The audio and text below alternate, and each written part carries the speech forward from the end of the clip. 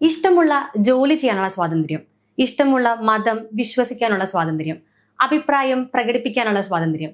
അങ്ങനെ ഇന്ത്യൻ ഭരണഘടന നമുക്ക് ചില അവകാശങ്ങൾ തരുന്നുണ്ടല്ലോ.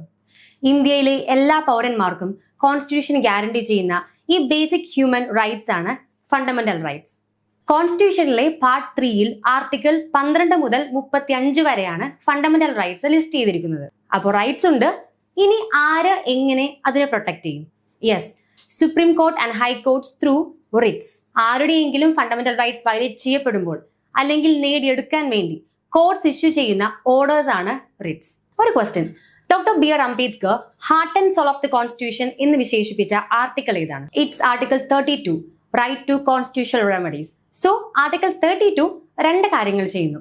ഒന്ന്, ഏതൊരു ഇന്ത്യൻ പൗരനും തന്റെ ഫണ്ടമെന്റൽ റൈറ്റ്സ് പ്രൊട്ടക്ട് ചെയ്യാൻ ഡയറക്റ്റ് സുപ്രീം കോടതിയെ സമീപിക്കാനുള്ള അവകാശം. രണ്ട്, അങ്ങനെ സമീപിക്കുമ്പോൾ സുപ്രീം കോർട്ടിന് റിറ്റ്സ് ഇഷ്യൂ ചെയ്യാനുള്ള അധികാരം. ആർട്ടിക്കിൾ 32 സുപ്രീം കോർട്ടിന് കൊടുക്കുന്ന ഈ പവർ തന്നെ ആർട്ടിക്കിൾ 226 ഹൈക്കോർട്സിനും കൊടുക്കുന്നുണ്ട്.